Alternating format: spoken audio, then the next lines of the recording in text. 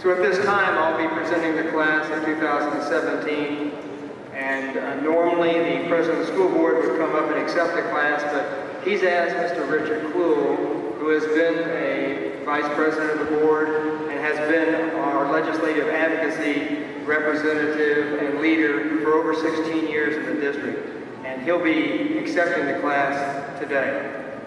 So President Johansson, Richard Clewell, and board members, I attest to you that the students seated before you have met the requirements established by Iowa Code. Additionally, they have earned the credits and passed the courses required by the Davenport Community School District policy. I therefore declare to you that the Central High School students are completely qualified for graduation.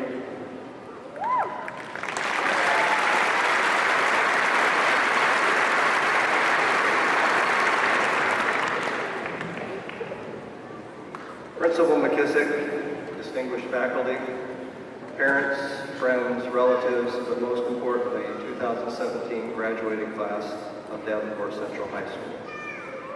I'm going to speak for about 7 minutes this morning, but I think you deserve to know that this will be a finite experience.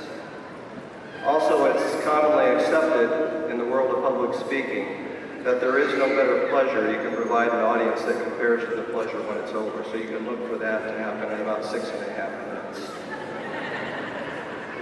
48 years ago, 48 Junes ago, I was sitting in the folding chairs that you're sitting in right now. There was some adult that stood in front of us blathering away about something that was probably terribly important. But between the excitement of graduating and the undecipherable feeling of going from a known universe of my childhood to a place that was unknown, I really couldn't tell you a thing about what was said that day. Nonetheless, this is a time-honored tradition that we carry out every June in the hopes that maybe, just maybe, there might be one thought that breaks through and helps illuminate your path. I was talking to a woman of a certain age a couple of weeks ago, and I asked her, is there anything you remembered from your commencement address in high school? She smiled and said, well, yes, I do. I said, well, what was that? She said, I remember the speaker saying, I'm going to keep this short. So the bar is rather high for me, I realize that, but we'll see what happens here. The topic that I've chosen to talk to you about today is grace. Now, to show grace isn't about being kind now and then. Grace transcends little prayers at dinner and a woman named Grace. Grace isn't always about moving your body gracefully, it's about a much higher calling. Grace is something we do not deserve, but we receive in ways that are abundantly free. When we give someone grace who needs to be forgiven, we forgive them. When we offer grace to someone who can never pay it back, it's real. The blind and the deaf offer grace when we say something that may unknowingly be offensive to them, and we should offer that same grace every day. Some people don't deserve it, but that's what grace is. It's an undeserved favor. And so to be able to show grace fully is a tall order. Look for ways to shine your grace toward others, and it will inspire them to do the same. Passing on grace makes the world a better place for all of us to live. You know, graduating students from Notre Dame University recently walked out as Vice President Pence began his commencement address. I would suggest to you that this is the antithesis of what grace should be.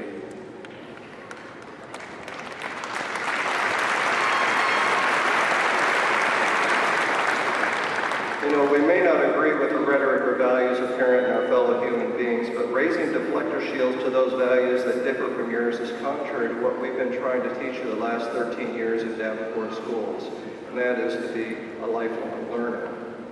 Van Jones recently delivered a challenge to students at the University of Chicago, relevant to the recent spate of university refusals to allow conservatives to speak at their institutions. And he said this, I don't want you to be safe ideologically. I don't want you to be safe emotionally. I want you to be strong, and that's different. I'm not going to pave the jungle for you. Put on some boots and learn how to deal with adversity. You're creating a kind of liberalism that the minute it crosses the street into the real world is not just useless, but obnoxious and dangerous. I want you to be offended every single day on this campus. I want you to be deeply aggrieved and offended and upset. and then learn how to speak back, because that's what we need from you.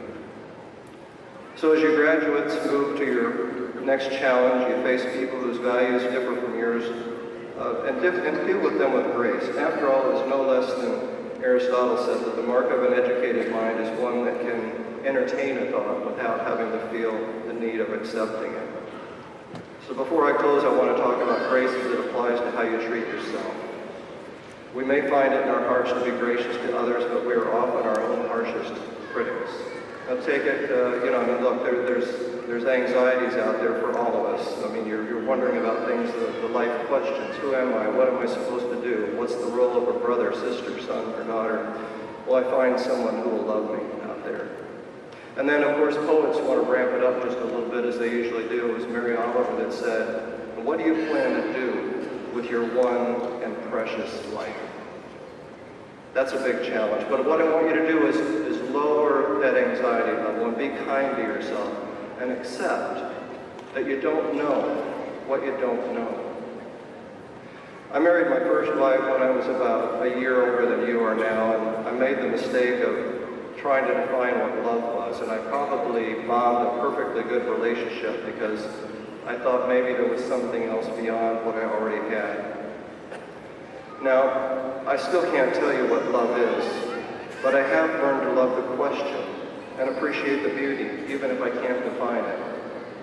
And so my words to you are mirrored by the words Rainer Rilke said to a young man who was trying to decide whether to be a poet or a military officer. And he said this, I beg you to have patience with everything unresolved in your heart, and try to love the questions themselves as if they were locked rooms or books written in a very foreign language.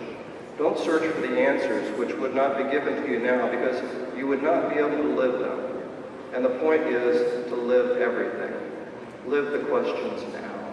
Perhaps then someday far in the future you will gradually, without even noticing it, live your way into the answer. So be gracious to yourself and love the big questions that present themselves to you on a daily basis, and perhaps someday, the answers will reveal themselves. In a few minutes, you're going to be walking across the stage behind me to accept your high school diploma. It's going to be the first time and the last time that you do this in your life. And as you leave your seats and put one step in front of the other, you will be leaving the past behind. You no longer inhabit that space. There's nothing you can do to change it. You live in the present. Each step as you take it. This is where you are, the present. Looking forward to returning to your seats, well, that's the future. And you don't live there either. There's no need to worry about it, because there's nothing you can do to control it. You can only prepare for the future by being fully present in the present moment. So walk in fullness and grace of the present moment. You're opening the door to a very bright and exciting future, all of you are. But never lose sight of the fact that you will never live in the past. You won't live in the future. Your home is in the space of a heartbeat. Congratulations, Blue Devils.